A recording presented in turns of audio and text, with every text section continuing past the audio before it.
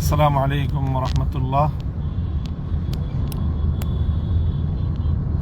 আলহামদুলিল্লাহ রাব্বিল আলামিন ওয়াসসালাতু ওয়াসসালামু আলা সাইয়্যিদিল আমবিয়া ওয়াল মুরসালিন ওয়া আলা আলিহি ওয়া আসহাবিহি আজমাইন।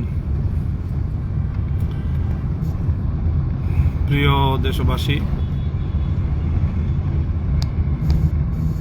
দেশ এবং প্রবাস থেকে যারা আমার লাইভে সংযুক্ত আছেন, সকল ভাই বোনদেরকে আমি স্বাগত জানাচ্ছি আমাদের লাইভ প্রোগ্রামে। আমরা গতকাল 12ই ফেব্রুয়ারি বাংলাদেশের ইতিহাসে খুব গুরুত্বপূর্ণ একটি দিবস আমরা পালন করেছি। বাংলাদেশের ত্রয়োদশ জাতীয় সংসদ নির্বাচন হয়ে গেল গতকালকে। তো এই নির্বাচনে আমরা 11 দলীয় নির্বাচনী ঐক্যজোটের পক্ষ থেকে আমরা জোটগতভাবে নির্বাচনে অংশগ্রহণ করেছি। বাংলাদেশ খেলাফত মজলিসের পক্ষ থেকে 11 দলীয় জোট সমর্থিত 26 জন প্রার্থী এই নির্বাচনে অংশগ্রহণ করেছি আমরা। আলহামদুলিল্লাহ, দেশের জনগণ, ভোটারগণ আমাদেরকে আমাদের প্রত্যাশার মোতাবেক অনেকেই, প্রায় সকলকেই আমাদেরকে ব্যাপকভাবে গ্রহণ করেছেন এবং বিপুলভাবে আমাদেরকে সমর্থন ব্যক্ত করেছেন, ভোটাধিকার প্রয়োগ করেছেন। তার মধ্যে অন্যতম একটি আসন ছিল আমার ঢাকা 13 186 নম্বর আসন, যেটি এই আসনটি আপনাদের অনেকেরই, যারা দেশ, জাতি এবং ইসলামকে ভালোবাসেন, আপনাদের অনেকেরই একটা আগ্রহের বিষয়ে পরিণত হয়েছিল। সারাদিন আপনারা সকলে এটা নিয়ে খুব উদ্বেগ এবং উৎকণ্ঠার মধ্যে ছিলেন, এবং সকল উদ্বেগ উৎকণ্ঠার পর অনেক নাটকীয়তার শেষ পর্যন্ত রাত গভীরে আমাদেরকে এই আসনে পরাজিত ঘোষণা করা হয়। আমরা বর্তমান এই রাজনীতিতে এই নির্বাচনকে কেন্দ্র করে আমরা একটা নীতিগত অবস্থান গ্রহণ করেছি। সেটা হলো বাংলাদেশের যে চলে আসা রাজনৈতিক একটি নেতিবাচক ধারা, নির্বাচনে হারলে সকলেই নির্বাচনের ফলাফলকে প্রত্যাখ্যান করে। আমরা গতানুগতিক সেই পথে যেতে চাইনি। নির্বাচনে পরাজয়কে আমরা স্বাভাবিকভাবেই গ্রহণ করা, সম্পূর্ণ ইতিবাচক মানসিকতা নিয়েই আমরা নির্বাচনকে ফেস করেছি, এবং আমাদের প্রাথমিক প্রতিক্রিয়া এবং আমাদের পক্ষ থেকে সেই ধরনের বক্তব্য মিডিয়াতেও এসেছে। সময় যত গড়াচ্ছে, আমাদের কাছে এই নির্বাচনের ভয়াবহ কিছু চিত্র উঠে আসছে, যার কারণে আমরা দেশের স্বার্থে এবং দেশের নির্বাচনী গণতান্ত্রিক পরিবেশকে রক্ষা করার স্বার্থে, দেশের মানুষ যে ভোটাধিকার প্রয়োগ করার জন্য দীর্ঘ প্রতীক্ষায় ছিল, মানুষের যে আবেগ এবং উচ্ছ্বাস, তাদের মতামতের ভিত্তিতে তাদের জনপ্রতিনিধি নিযুক্ত হবে, সেই আবেগের প্রতি যে চরমভাবে যে বৃদ্ধাঙ্গুলি প্রদর্শন করা হলো, জনগণকে নিয়ে যে তামাশাটা করা হলো অনেক জায়গাতেই, আমরা সেটার বিষয়ে কিছু তথ্য এবং কিছু বক্তব্য না তুলে ধরে আর পারছি না। আপনারা সকলেই গণমাধ্যম সূত্রে ইতিমধ্যে জেনেছেন যে গত রাত্রেই আমি এই বিষয়টি নিয়ে, বিশেষ করে আমার ঢাকা 13 আসনের সুনির্দিষ্ট সমস্যাগুলোর অভিযোগ নিয়ে আমি নির্বাচন কমিশনে গিয়েছিলাম। রিটার্নিং কর্মকর্তার সাথে কথা বলেছি। রিটার্নিং কর্মকর্তা আমাকে নির্বাচন নির্বাচন কমিশনের সিনিয়র সচিবের সাথে কথা বলতে বলেন। আমি তার রেফারেন্সে নির্বাচন কমিশন সচিবের সাথে কথা বলি, কিন্তু নির্বাচন কমিশন সচিব এই ব্যাপারে তার কোনো এখতিয়ার নাই মর্মে ব্যক্ত করেন। কাজেই এখন সার কথা দাঁড়ায় যে দায় দায়িত্ব কেউই নিচ্ছে না, নির্বাচন কমিশনও নিচ্ছে না এবং রিটার্নিং কর্মকর্তাও নিচ্ছে না।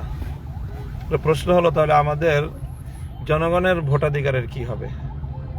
মানুষের ভোটাধিকার নিয়ে যে এত আন্দোলন, এত সংগ্রাম, এত লড়াই, এত যুদ্ধ, তো তার কি হলো, তার কি হবে?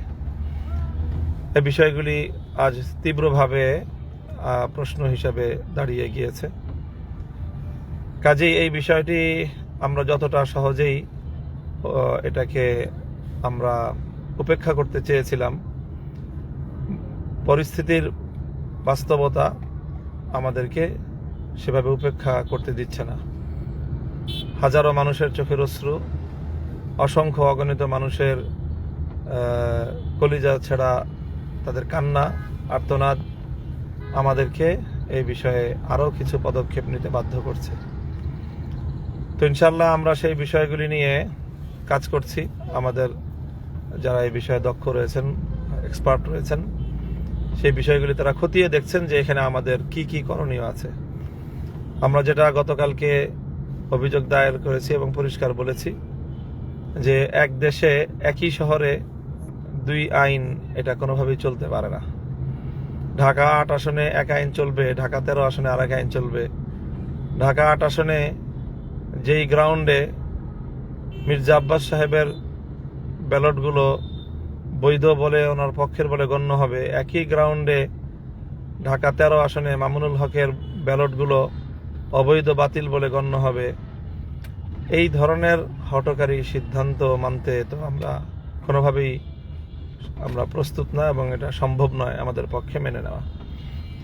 এই বিষয়ে সুনির্দিষ্ট অভিযোগ দায়ের করার পরেও রিটার্নিং কর্মকর্তা এবং নির্বাচন কমিশন সচিব মহোদয় তারা পরস্পরের দিকে তারা পরিস্থিতি ঠেলে দিচ্ছেন, দায় দায়িত্ব কেউ নিচ্ছেন না। কিন্তু এর মধ্য দিয়েই আবার রিটার্নিং কর্মকর্তা আমার আসনে প্রার্থীকে বেসরকারিভাবে বিজয়ীও ঘোষণা করছেন।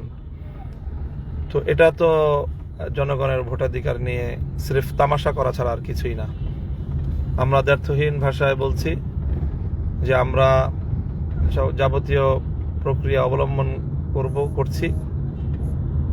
এই সময়টা আমরা খুব তাড়াতাড়ি সমস্ত ডকুমেন্টস এবং মাঠ পর্যায় থেকে সকল তথ্যগুলো সংগ্রহ করছি। এই সংগ্রহ করতে আমাদেরকে একটু সময় নিতে হচ্ছে। কালকে সকলেই ক্লান্ত, শ্রান্ত, বিধ্বস্ত অবস্থায় যার যার জায়গায় রয়েছে। ইতিমধ্যে আমরা তাদের সকলের সাথে কথাবার্তা বলে আমরা আমাদের যে দাবিগুলো, সেই দাবিগুলোকে প্রমাণ সাপেক্ষে, প্রমাণ সহ উপস্থাপনের প্রস্তুতি নিচ্ছি, এবং তারপরে আমরা আইনগত সহ আমাদের সকল পর্যায়ের করণীয়গুলো আমরা করব ইনশাল্লাহ। এবং সেটা নিয়ে বিভিন্ন পরিসরে আমাদের এখানে নির্বাচন কমিটি ছিল, নির্বাচন পরিচালনা কমিটি, সেখানে আলোচনা হয়েছে, এবং সেই আলোচনার প্রেক্ষিতে আমাদের প্রস্তুতি পর্ব চলছে। আমরা আইনজীবীদের সাথে মত বিনিময় করেছি। এখন আমরা আমাদের সাংগঠনিক ফোরামে এই বিষয়গুলো নিয়ে আলোচনা করব, এবং জোটের যৌথ বৈঠকেও আজকেই এই বিষয়গুলি আলোচনা হয়ে আমি আশা করছি যে রাতের মধ্যে আমরা কোনো একটি চূড়ান্ত সিদ্ধান্তে উপনীত হতে পারবো ইনশাল্লাহ। আমাদের যারা ভালোবেসেছেন, ভোটাধিকার প্রয়োগ করেছেন, যারা বাংলাদেশে স্বচ্ছ নিরপেক্ষ নির্বাচন দেখতে চেয়েছেন এবং আমাদেরকে ভোট দিয়ে জয়যুক্ত করার জন্য নিজেদের ভোটাধিকার প্রয়োগ করেছেন, বিশেষ করে ঢাকা 13 আসনের সর্বস্তরের জনগণ, সর্বস্তরের মানুষকে আমার পক্ষ থেকে স্পষ্ট বার্তা দিতে চাই যে আমরা এই বিষয়টিকে কোনোভাবেই বিনা চ্যালেঞ্জে ছেড়ে দিতে পারি না। এটি আমাদের দেশ, জাতি এবং রাজনীতির যে গণতান্ত্রিক অগ্রযাত্রা, সেটাকে অব্যাহত রাখার স্বার্থেই, নিষ্কলুষ রাখার স্বার্থেই এই বিষয়গুলিকে ইগনোর করা কোনোভাবেই সম্ভব না। কাজে আমরা সর্বোচ্চ পদক্ষেপটাই এক্ষেত্রে আমাদেরকে নিতে হবে। সেজন্য যদি নির্বাচন কমিশন বা সরকার সেই বিষয়ে যথাযথ পদক্ষেপ নিতে ব্যর্থ হয়, তাহলে উদ্ভূত পরিস্থিতির জন্য তারা দায়ী থাকবে। সেই জন্য আমি আমার সকল শুভানুধ্যায়ী কর্মী, সমর্থক সকলের প্রতি আহ্বান জানাবো যে আপনারা নিজেদেরকে প্রস্তুত রাখুন। যে কোনো পরিস্থিতি আসবে, প্রয়োজনে যদি আমাদেরকে কোনো কঠোর পদক্ষেপের দিকে যেতে হয়, ইনশাল্লাহ আমরা সেই কঠোর পদক্ষেপ নিতেও কুণ্ঠিত হব না। এটা আমাদের প্রত্যয়, এটাই আমাদের মনোভাব। এই মুহূর্তে আমি এতটুকু বলছি যে আমরা এটা নিয়ে চিন্তা করছি এবং ইতিমধ্যে কয়েকটা স্তরে কয়েক ফোরামে আমরা আলোচনা করে নীতিগত সিদ্ধান্ত নিয়েছি। এখন অবশিষ্ট ফোরামগুলিতে আলোচনা করে সকলের মতামত এবং সকলের বক্তব্য নিয়েই আমরা চূড়ান্ত আমাদের কর্মসূচি অথবা চূড়ান্ত পদক্ষেপের দিকে আমরা অগ্রসর হব এবং সেটা ইনশাল্লাহ আজকালের মধ্যেই। তো আপনারা বিষয়গুলিকে নিজেদের আলোচনার মধ্যে রাখুন।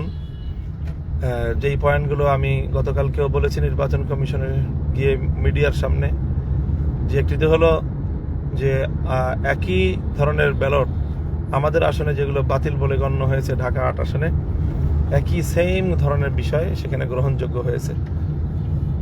তো এই ধরনের দ্বৈত নীতি কোনোভাবেই আমরা মানতে পারি না। এরকম বৈষম্যমূলক ব্যবস্থা মির্জা আব্বাস সাহেব যেই কারণে ওনার ভোট গণ্য হবে, মামুনুল হকের ভোট সেই কারণে গণ্য হবে না কেন, এর জবাবদিহিতা নির্বাচন কমিশন এবং রিটার্নিং কর্মকর্তাদেরকে জাতির সামনে করতেই হবে এবং সেই জবাব আমরা নিয়েই ছাড়বো ইনশাল্লাহ।